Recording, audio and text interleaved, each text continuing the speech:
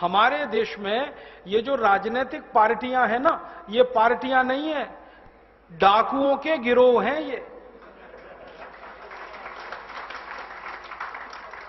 हां, मैंने इनको पार्टी कहना बंद कर दिया। लुटेरों के गिरोह हैं ये, पार्टी नहीं है आप। और लूट में नेताजी लगे हैं, उनकी पत्नी लगी है, फिर उनका बेटा लगा है, बेटे की भी पत्नी लगी है, फिर उनका चाचा, उनका ताऊ, उनका भतीजा, उनका मामा, उनका साला, सभी तो लूटने में लगे हैं। बताओ कौन सा खानदान है जो नहीं लूट रहा है? खानदान के खानदान लूट में लगे हुए हैं। यहीं देख लो आंध्र प्रदेश में। कल तक आंध्र प्रदेश के जिन नेताओं के पास टूटी साइकिल नहीं थी 20 साल पहले, आज उनकी संपत्ति हजारों करोड़ में कहां से आ गई? लूट के आई। और आंध्र प्रदेश क्या, महाराष्ट्र में देख लो, कर्नाटक में, सब जगह यही हाल है। और ये जो राजनीति है, ये चूंकि लुटेरों का गिरोह बन गई है, इसलिए हर लूटखोर नेता का बेटा और बेटी उसमें घुस रहे हैं, क्योंकि इससे ज्यादा आसान काम और क्या मिलेगा? चाय की दुकान भी चलानी पड़ती है तो मेहनत लगती है। यहां राजनीति में बिना मेहनत के लूटने को मिलता है। ना कोई मेहनत है, ना कोई मशक्कत है, ना कोई टैक्स देना है, और ना किसी से कोई जवाबदेही है। लूटो लूटो, घर भरो, विदेशी बैंकों के खाते भरो, ये है हमारे देश में।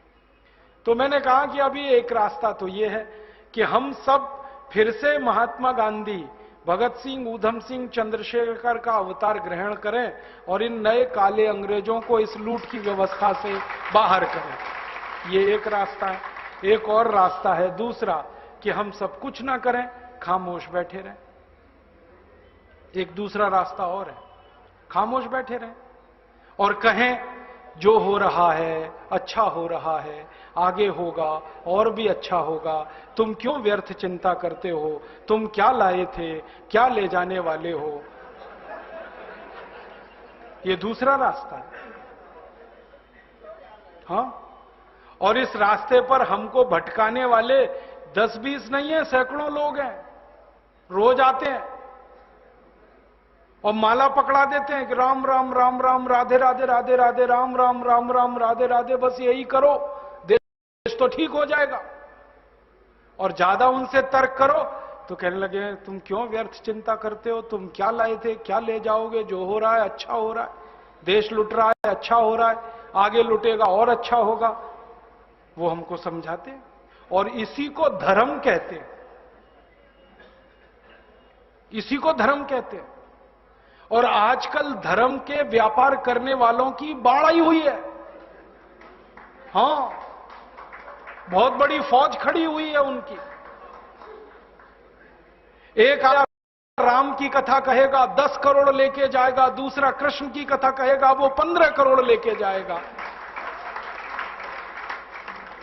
और आप जैसे भोले भाले मूर्ख लोग डालते हैं उनके पात्रों में, ले जा भाई। ये बापू नहीं है, डाकू है। बापू नाम तो शर्म आती है कहते हुए। कहीं से 10 करोड़ लूटो, कहीं से 20 करोड़, कहीं से 25 करोड़। और आप लोगों की मजबूरी है कि काले धन का करें क्या? इनकम टैक्स वाले पकड़ते हैं तो ये बापुओं को देते रहते हो आप, क्या करें उसका? और ये बापू लोग हमें सिखाते रहते हैं जो हो रहा है अच्छा हो रहा है। वाह वाह, मैंने देखा है क्या क्या पाखंड और नौटंकी चलता है। भगवान राम की कथा कहने आते और भगवान राम की जिंदगी के वो प्रसंग कभी नहीं सुनाते जो हम में वीरता पैदा करें, जो साहस पैदा करें। राम की जिंदगी में बहुत सारा हिस्सा साहस का है, वीरता का है। जब 14 वर्ष के लिए वनवास चले गए राम, तो हमको सुनाई जाती है राम की जो कथा ना, उसमें कहते हैं राम ने 14 साल एक ही काम किया, हाय सीते हे सीते, हाय सीते हे सीते, हाय सीते, ये सुनाते हैं हमको। हां, यही सुनाते हैं निकाल के कहानी में से। और मैं कहता हूं कि राम को अगर हाय सीते हे सीते हाय सीते यही करना था 14 साल, तो दूसरा विवाह क्यों नहीं कर लिया?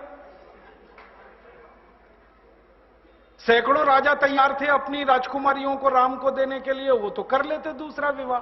क्योंकि हाय सीते, हे सीते, हाय सीते, हे सीते, एक स्त्री के लिए अगर वो इतने ही बिलख रहे थे, तड़प रहे थे, दूसरा विवाह कर लेते। तो ये सब चुप हो जाते हैं, फिर बात नहीं करते। फिर मैं उनको रामायण में से निकाल के दिखाता हूं, देखो राम ने हे सीते, हाय सीते कहा नहीं कहा ये मुझे नहीं मालूम, लेकिन 14 साल वन में रहते हुए सैकड़ों राक्षसों का संहार किया उन्होंने, मारा उनको और धर्मराज्य की स्थापना कराई। ये कहानी नहीं सुनाते क्योंकि इससे वीरता पैदा होती है। तो राम का जो वीरत्व है वो नहीं सुनाएंगे आपको, उनकी जो कमजोरियां हैं वो सुनाते हैं आपको। और राम कथा जब वर्णन की जाती है तो मंच पे बैठ के आहा कैसे आंसू, ढलल ढलल आंसू निकलेंगे, आपको भी रुलाएंगे, खुद भी रोएंगे। किस बात के लिए? हो राम को वन गमन में इतना कष्ट हो रहा है, वन में इतनी तकलीफें हो रही हैं, तो राम की तकलीफों का वर्णन कर रहे हैं, आंसू आ रहे हैं, और ये सारा वर्णन एयर कंडीशन्ड मंच पर बैठकर होता है। अपने को तकलीफ नहीं होनी चाहिए, राम की तकलीफों का वर्णन कर। एयर कंडीशन मंच चाहिए, एयर कंडीशन घर चाहिए रहने के लिए, एयर कंडीशन कार चाहिए और चार्टर्ड प्लेन चाहिए आने और जाने के लिए, तब राम की कथा सुनाई जाएगी। जो राम जिंदगी भर पैदल चलते रहे, जिन्होंने अपना रथ भी छोड़ दिया था अयोध्या से निकलते समय, वो राम ने जिंदगी भर पैदल चल के काम किया और यहां एयर कंडीशन कारों में घूम घूम कर, चार्टर्ड प्लेन में घूम घूम कर राम की कथा सुनाते हैं। वो कथा वथा नहीं है, वो उद्योग है, व्यापार है, बिना टैक्स का। और मुझे बहुत शर्म है ये कहते हुए, समय आने पर प्रमाण से बात करूंगा कि राम कथा कहने वाले ब्लैक मनी को व्हाइट मनी करने के काम में लगे हुए एजेंट हैं और इससे ज्यादा कुछ नहीं है।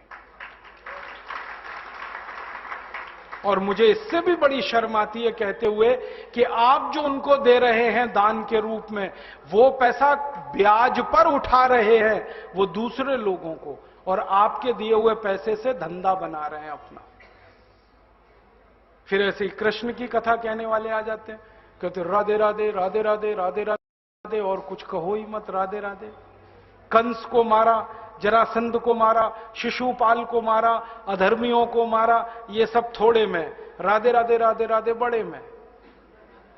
हां, क्योंकि आपको कायर बनाना है ना, निर्वीर्य बनाना है, नपुंसक बनाना है, तो वीरता की कहानी क्यों सुनानी है? तो चुन चुन कर ऐसी कहानियां सुनाते हैं।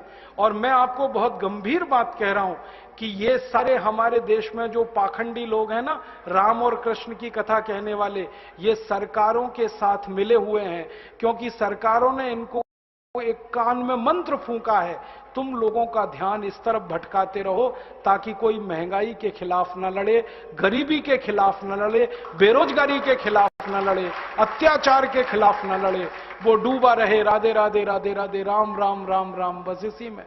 और समझाते रहो, तुम क्या लाए थे, तुम क्या ले जाओगे, क्यों व्यर्थ चिंता करते हो, जो हो रहा है अच्छा हो रहा है, आगे होगा और भी अच्छा होगा। एक रास्ता ये है।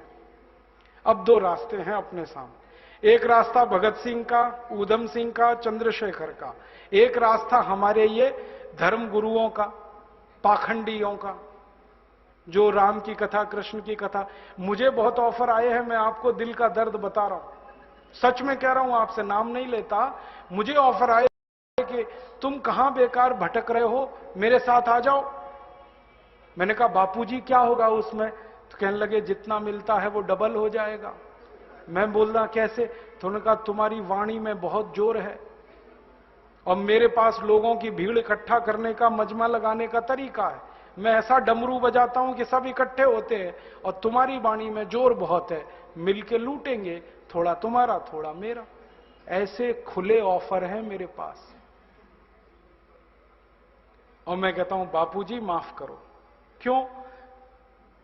कहते तुम्हें पैसे नहीं चाहिए? मैंने कहा पैसे ही चाहिए होते तो बहुत रास्ते हैं मेरे पास, यही एक बचा है। पैसे ही कमाने हैं तो बहुत रास्ते हैं, ये एक रास्ता थोड़ी है, बहुत तरीके हैं पैसे कमा लूं। घर बना लूं, बीवी बच्चे ले आऊं, करोड़पति हो जाऊं, 10 करोड़पति हो जाऊं, 100 करोड़पति हो जाऊं। बहुत आसान काम है ये तो।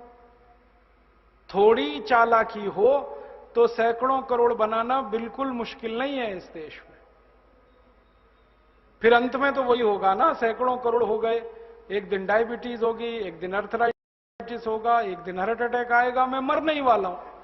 तो मरना तो है ही, वहां भी शायद जल्दी मरूं, क्योंकि जब शरीर में तामस वृत्ति आती है ना तो जल्दी मरता है आदमी।